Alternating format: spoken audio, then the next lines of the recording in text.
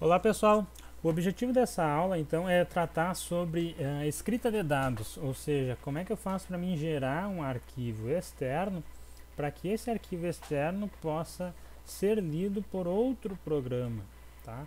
Um dos problemas da linguagem Fortran é que eu não consigo diretamente gerar um dado, né? E fazer a visualização desse dado através de um compilador Fortran ou de alguma IDE que esteja acoplada ao compilador Fortran. Normalmente eu preciso gerar esse dado, gerar um arquivo externo, né?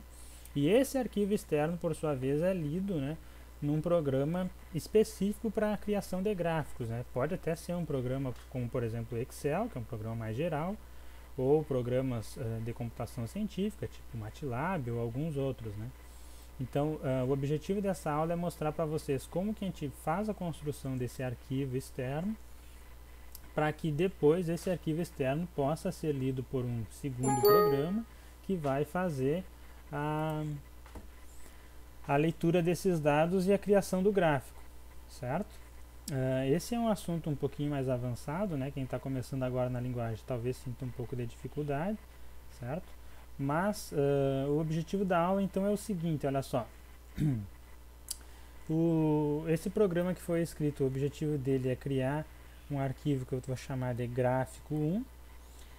E para que eu consiga fazer isso, eu preciso definir algumas variáveis, como vocês estão vendo aqui, tá? Eu defini algumas variáveis do tipo inteiro, tá? IJK e a variável fim. Eu defini uma variável do tipo real, que é a variável z. E eu defini uma variável do tipo caractere, com tamanho 20, né? Uma string de tamanho 20, tá? Que eu chamei de título. A minha variável i eu atribuí o valor 1 e a variável fim eu atribuí o valor 10. Daqui a pouco a gente vai ver para que cada uma delas serve. Tá? Então a primeira coisa que eu preciso fazer para mim conseguir gerar um arquivo externo é pegar o comando write e utilizar o comando write para atribuir um título, né, um nome para esse meu arquivo externo. Tá? Então eu vou utilizar isso da seguinte forma: aqui eu tenho essa variável título, tá? Que é uma string de tamanho 20. Nessa variável título eu vou escrever a frase gráfico, e aqui para mim é uma variável, né? Então aqui vai ter um número salvo, lembrando que i é uma variável do tipo inteiro. Então vai ser gráfico, nesse nosso caso 1, né? Porque na variável i eu salvei o número 1, tá? E aqui .dat, como vocês estão vendo, vai ser a extensão do meu arquivo, tá? Então o nome final do meu arquivo vai ser gráfico1.dat, certo? Isso é definido por esse comando de formatação. Eu não vou explicar nessa videoaula como é que se escreve esses comandos de formatação, mas a ideia é que a letra A significa que eu vou inserir caracteres, né, do teclado, a letra I significa que eu vou colocar números inteiros, e a letra A significa colocar mais alguns caracteres, tá? Então, referente ao primeiro A eu tenho essa palavra gráfico, referente a esse I aqui eu tenho esse número inteiro, né, que está salvo na variável I, e referente a esse terceiro item, né, a segunda letra A que está aparecendo ali, eu vou ter a expressão .dat, que vai ser a extensão do meu arquivo, né? Se eu quisesse escrever um arquivo de extensão txt, um arquivo xls, alguma outra extensão, era só eu trocar aqui, né? Em vez de dat, escrevia a extensão que me interessava, certo? Então esse primeiro write aqui serve para isso, para me definir o nome do arquivo que vai ficar salvo lá na pasta, né, onde está salvo o meu programa Fortran. Então aqui eu salvei meu programa Fortran numa pasta que eu chamei de escreve, que está dentro de outra pasta que eu chamei de aula Fortran, aula de Fortran, né? Então aqui vai ser gerado esse arquivo gráfico 1, tá? Agora quando a gente rodar o programa vocês vão ver. Para mim conseguir criar esse arquivo eu vou precisar utilizar esse comando open, tá?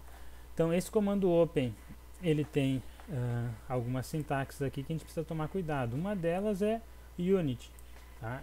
Unit é um número, tá? Que é um número inteiro maior do que zero. Aqui eu atribuí o valor 2, poderia ter posto qualquer um outro valor, desde que eu tome cuidado que esse valor que eu coloquei aqui seja o mesmo que vai aparecer aqui depois, nesse outro comando write, e depois no comando close, que vai aparecer lá no finalzinho, certo? Então tá, estou usando o comando open. Esse comando open vai fazer a criação do meu arquivo externo e vai atribuir como nome desse meu arquivo externo aquela variável lá que eu chamei de título, né? Lembrando que título aqui é o nome da variável, né? O que tem dentro dessa variável é a string gráfico 1.dat, certo? Pois bem, então o comando open ele está abrindo essa unidade 2, né? Que vai ser o meu arquivo. A função, né? Isso vai ser feito porque eu quero escrever alguma coisa lá dentro, então por isso aqui que a gente tem action igual ao write, né, porque eu pretendo escrever, tá? Eu poderia utilizar esse comando open também para ler e escrever ao mesmo tempo, né? Poderia estar alterando arquivos, certo? Então poderia ler e escrever arquivos ao mesmo tempo, né, utilizando o mesmo programa, certo? Então o nome do arquivo vai ser atribuído por essa variável título, né? E o status atual desse arquivo é desconhecido, ou seja, não sei se ele existe ou se ele não existe, né? Claro, a primeira vez que eu rodar, ele não vai existir ainda, mas depois, se eu precisar rodar o programa várias vezes para testar ele, né? O arquivo pode já existir, né? E se eu colocar aqui que o arquivo não existe ainda, ele vai dar erro. Então eu coloco como desconhecido, certo? O que o meu programa vai fazer na prática? Tá? Vocês estão vendo que aqui tem um laço, né? Um do, que está variando do 1 até a variável fim, né? Que tem o número 10. Então, esse do vai rodar 10 vezes, né?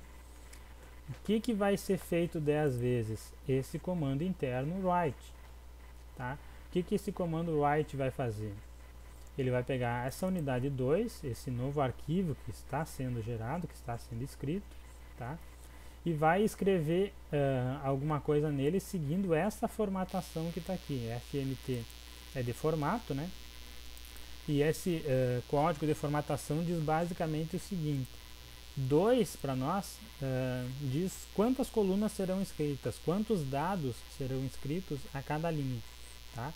Então, nesse caso, tem o número 2, vão ser 2 dados a cada linha. Se eu precisasse ter mais colunas, né, mais dados, tá?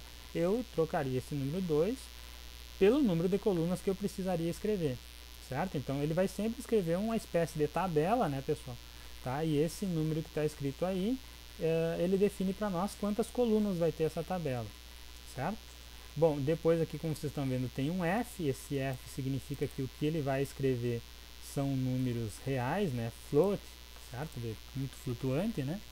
E aqui é a precisão dos números reais que serão escritos, tá?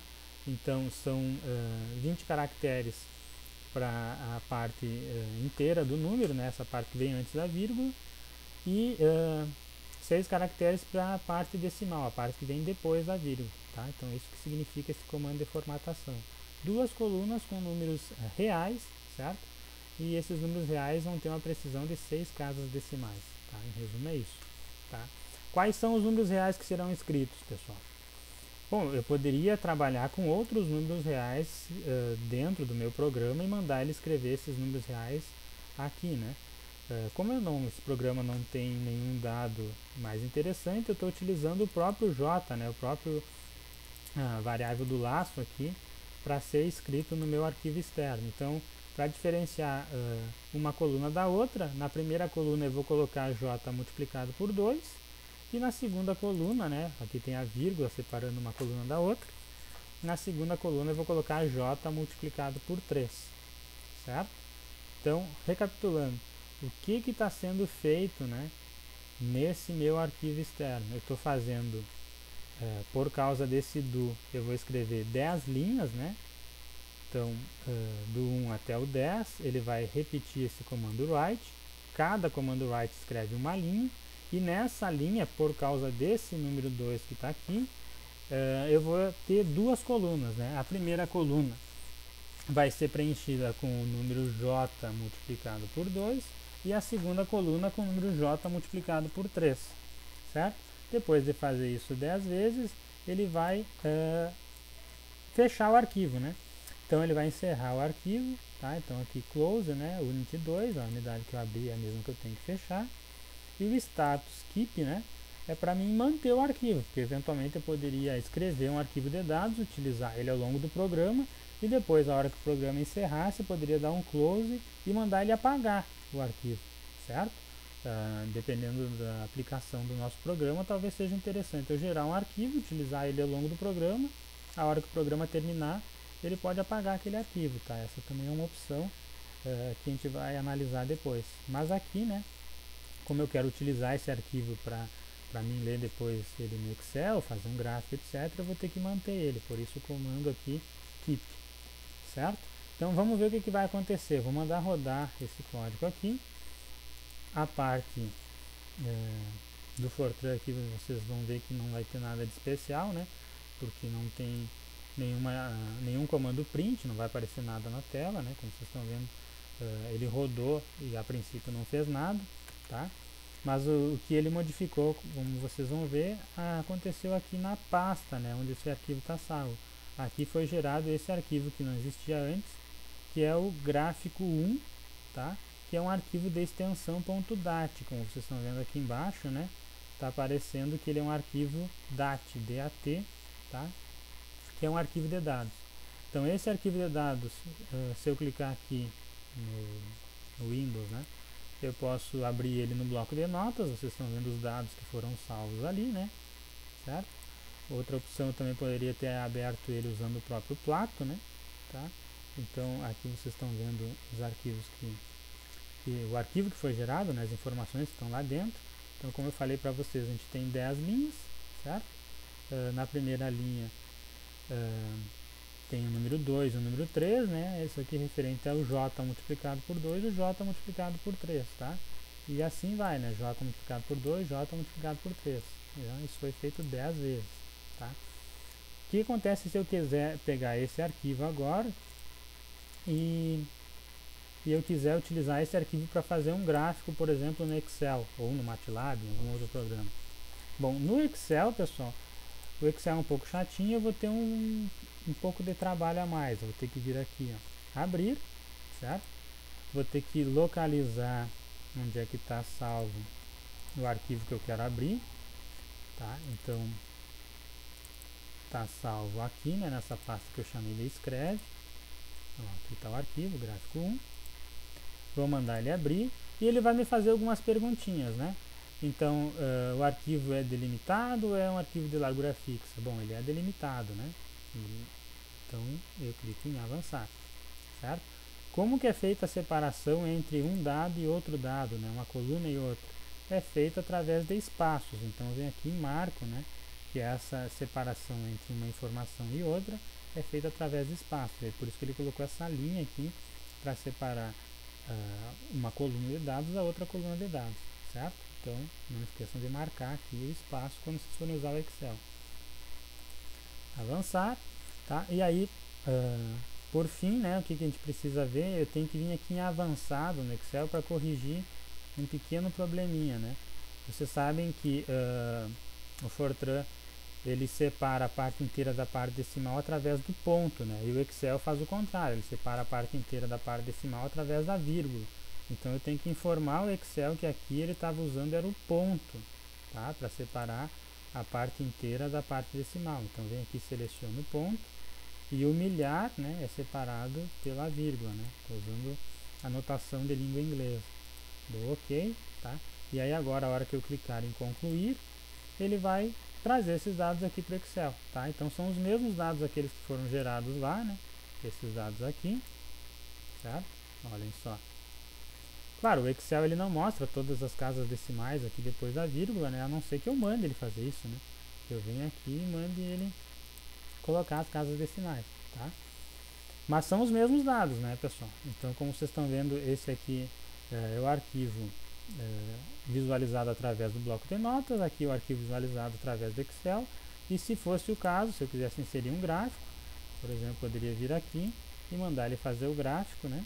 E pronto, aí está o gráfico, né? Tá? Esse gráfico está relacionando uma coluna com a outra coluna, né? Uma coluna do eixo X com a coluna do eixo Y, né? Ah, não era esse gráfico que eu queria fazer? Bom, tudo bem, vai lá, seleciona outro tipo de gráfico, né? Aí o gráfico em si depende do que vocês estão planejando, né? Da informação que vocês estão trabalhando e tudo mais, certo? Então, essa daqui dá uma ideia geral de como é que tem que ser feito, tá? Aqui, nessa primeira posição, eu vou colocar um dado, vou colocar a vírgula para separar um dado de outro. Aqui eu vou colocar outro dado, e se eu tiver mais dados, eu vou colocando eles aqui separado por vírgulas, né? Tá? Então, cada um desses dados, em geral, vai ser uma variável interna lá do programa de vocês, tá? E cada um deles aqui vai ser posto numa coluna, né? Se eu precisar ter 4 colunas, por exemplo, eu venho aqui e coloco mais vírgulas e coloco as informações que eu preciso, certo? Só que como aqui estão aparecendo um dado, dois dados, três e quatro, né? 4 informações diferentes, eu tenho que vir aqui e modificar aquele 2 por 4, né? Para avisar que vão ser impressos, né? 4 informações, 4 dados distintos. Um para essa variável, um para essa e outro para essa, tá? Se continuar 2, eu venho aqui e apago, né? E agora pronto, tá? 2 dados. Se eu precisar de mais linhas na tabela, eu venho aqui e modifico esse laço, em vez dele ir até 10, né? A variável fim está indo até 10. Eu modifico esse número para a quantidade de linhas que a minha tabela precisa ter. Depois que eu gero essa tabela, aí eu posso ir no Excel ou no MATLAB, algum outro programa, e eu visualizo o gráfico lá, né? Faço essa visualização de dados, tá? Então esse é um método que vocês podem utilizar. Certo, pessoal? Então por hoje era isso. Valeu!